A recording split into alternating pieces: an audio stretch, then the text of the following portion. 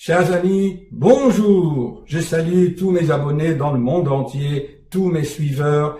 J'admire et je vous remercie de vos commentaires. Au revoir. Non, à tout de suite.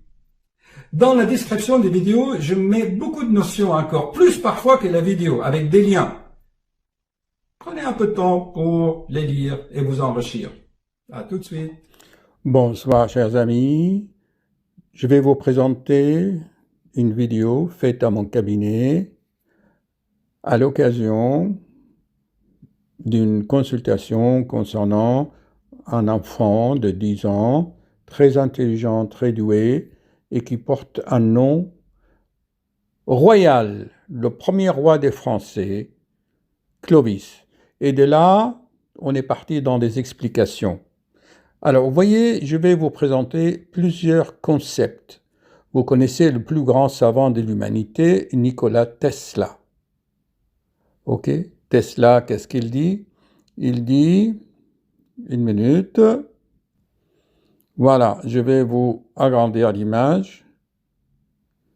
Il dit, si vous voulez trouver les secrets de l'univers, pensez en termes d'énergie, de fréquence, d'information et de vibration. Tout est fréquence. D'ailleurs, la physique quantique actuellement parle de champ de Planck, le champ quantique. J'ai fait des vidéos là-dessus et j'en parle dans mon livre. Donc, tout est fréquence. Et les fréquences sont créatrices. Les vibrations créent dans l'éther des formes. Il y a des expériences qui vous montrent que les ondes sonores créent des ondes dans l'eau ou des formes dans des graines de sable. Celui que le sujet intéresse, il n'a qu'à taper vibration sonore formatrice. Formatrice. Donc ça, c'est l'introduction.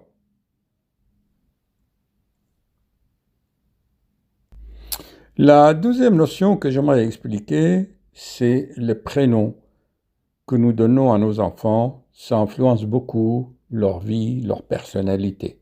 Pourquoi? Étant donné que tout est fréquence, les prénoms aussi ont des fréquences.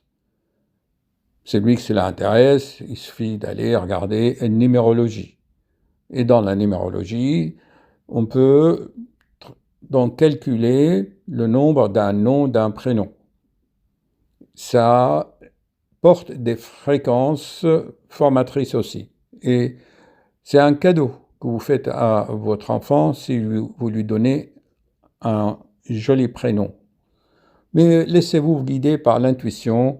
Je fais plusieurs vidéos à ce sujet, car l'enfant porte déjà son prénom, même avant sa naissance. Tiens, voici un ancien livre que j'ai lu en allemand, Le nombre, l'essence de toute chose. Et bien sûr, comme je le répète souvent, vous trouvez tout cela, vous trouvez des chapitres dans mon livre. Voilà, celui qui n'aime pas lire, eh ben, il y a les vidéos aussi. Mais dans le livre, il y a plus de commentaires et d'explications. Donc, la troisième notion, idée que je vais vous donner, voici le roi Clovis, le premier roi des Français. Vous voyez, il porte aussi le sceptre, symbole de lys, les trois branches, disons les trois feuillets de fleurs de lys, symbole de la pureté de l'esprit. C'est très important. Là, la quatrième notion, c'est l'aïkido. Et pourquoi? C'est pas pour faire la guerre, hein. C'est que ici, dans cette philosophie, c'est que tu utilises l'élan, l'énergie de l'adversaire. Mais on ne fait pas de combat, enfin, bon, c'est pour se défendre en fait. Et la philosophie est très bien. Pourquoi j'aime ça? Parce que voyez-vous, il y a des points, des gestes à faire qui sont très intelligents, ça veut dire antiphysiologiques. Je l'avais expliqué ça. Antiphysiologique. Vous voyez par exemple, ici c'est un point central qui va déstabiliser tout l'individu. Juste un point. C'est entre le nez et la lèvre supérieure. Il n'y a pas de violence, hein. Moi, je dis toujours, j'ai été attaqué une fois dans le métro, on voulait me voler mon téléphone, je me suis défendu, j'avais pris quelques cours de self-défense. Ça, c'est une notion importante. Vous la gardez en mémoire, vous allez voir, on va retrouver toutes ces notions dans la vidéo avec Clovis. Maintenant, un autre concept, c'est l'ordre des Saint-Esprit. C'est quoi l'ordre des Saint-Esprit? Les rois de France. Vous allez voir comment j'en parle dans la vidéo avec l'enfant Clovis. Gardez, vous voyez ici la colombe, symbolisant le Saint-Esprit, et la croix à branche égale. La croix à branche égale. Vous la retrouvez dans mon livre, hein, l'explication. Et en fait, ça résume, cette croix résume les, allez, 3 lois de la création cosmique. La loi de la gravitation à la verticale, la loi des affinités, d'attraction des affinités à l'horizontale. Et puis il y a un cercle qui est la loi de réciprocité des effets. Vous voyez, on peut... Encore un concept, lors du baptême du roi Clovis, que vous connaissez l'histoire, d'après la légende, il y aurait donc une colombe symbolisant le Saint-Esprit qui aurait béni ou apporté quelques gouttes d'huile dans l'ampoule. C'est l'ampoule ou la fiole. Et là, il y a une huile pour oindre les rois de France à la cathédrale de Reims. Donc, vous avez gardé toutes ces notions, vous allez vous en souvenir, hein, d'accord? Bon, maintenant, on va vous passer la vidéo.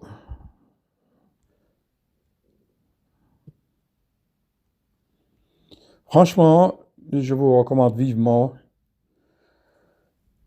de au moins feuilleter mon livre gratuitement sur Amazon, hein. Je ne fais pas de pub, mais beaucoup de gens m'ont dit, c'est comme une Bible en fait.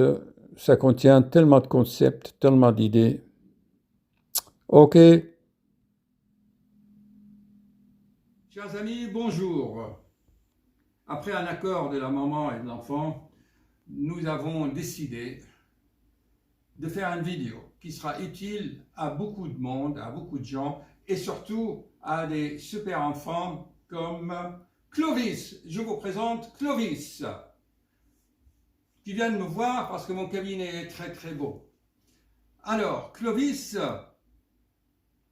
mais c'est pas le cadeau qu'on lui a fait, où il est fier de son prénom. Tu es comment? Qu'est-ce que tu en penses de ton prénom, toi? Il est beau. Il est beau. Il aime la résonance, et quoi encore? Qu'est-ce qu'il y a de beau dans Clovis? C'était un grand roi. Ah, voilà. Et qu'est-ce qu'il a fait, ce roi? Il a combattu contre les Huns, Oui, contre plusieurs clans barbares. oui, et quoi encore? Je ne sais pas. Bien. Et sa femme, c'était qui? Je ne me souviens plus.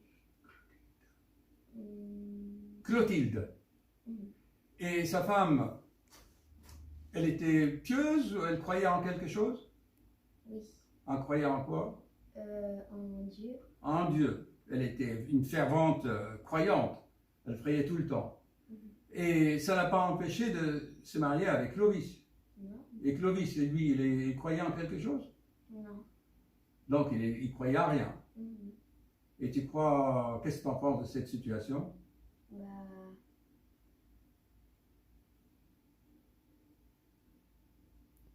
C'est quoi le mariage pour toi?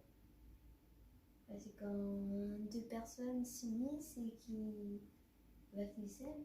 Ils s'aiment. On peut s'aimer, quelles que soient ses convictions religieuses, quelles que soient, n'est-ce pas? Bon, et ensuite, donc, maintenant, on a les données de l'histoire. On a Clotilde qui était pieuse, qui était croyante, elle priait, et on a Clovis qui croyait à rien, mais qui était un valeureux roi combattant, qui combattait donc dans les tribus sauvages, et voilà. Il était roi ou pas encore de France quand il combattait? Il était roi. Il était roi ou tu es sûr? Oui. Bien. Alors, qu'est-ce qui s'est passé un jour? Et dans une bataille, Oui, Clovis il allait perdre oui, et il s'est dit peut-être si je crois en le Dieu de Clotilde, peut-être qu'on gagnera. oui. Et il a prié et après le roi barbare, il s'est pris une hache dans la tête, il est mort et du coup ils ont gagné. Donc, et ensuite, ça c'est très bien, tu connais bien l'histoire. Donc, Clovis a invoqué le Dieu de sa femme. Il a dit, j'invoque le Dieu de ma femme. Si je gagne, je ferai quoi? Je me baptiserai. Il se convertirait au Dieu de sa femme. Bien. Et ensuite, qu'est-ce qui s'est passé? Il s'est fait convertir, Il a été baptisé baptisé où? à Aix-la-Chapelle. Non. C'était la première cathédrale où les rois de France ont commencé à être baptisés. C'était où? Il a eu une inspiration, que ce soit la cathédrale de Reims, à Reims. Et alors, qu'est-ce qui s'est passé pendant le baptême de Clovis?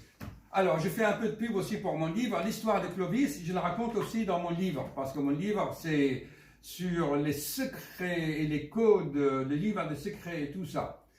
Donc, pour mélanger la spiritualité et l'histoire et la science, la médecine, tout cela, c'est que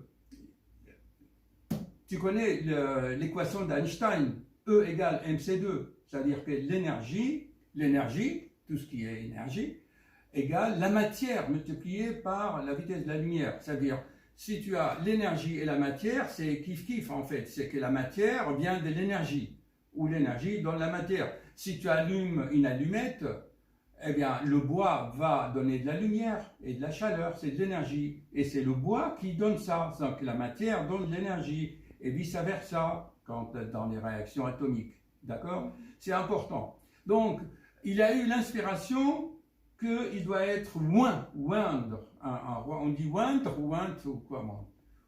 Être oint. Alors, donc, il a eu un message divin qu'il doit être couronné roi à la cathédrale de Reims. Et pendant qu'on était en train de le couronner, il y a un ange qui a matérialisé un fiole où il y a de l'huile. C'est-à-dire que dans l'éther, l'énergie éthérique se transforme en matière. Et d'où le fiole où il y a de l'huile de l'ange qui a donné. Et même qu'il y a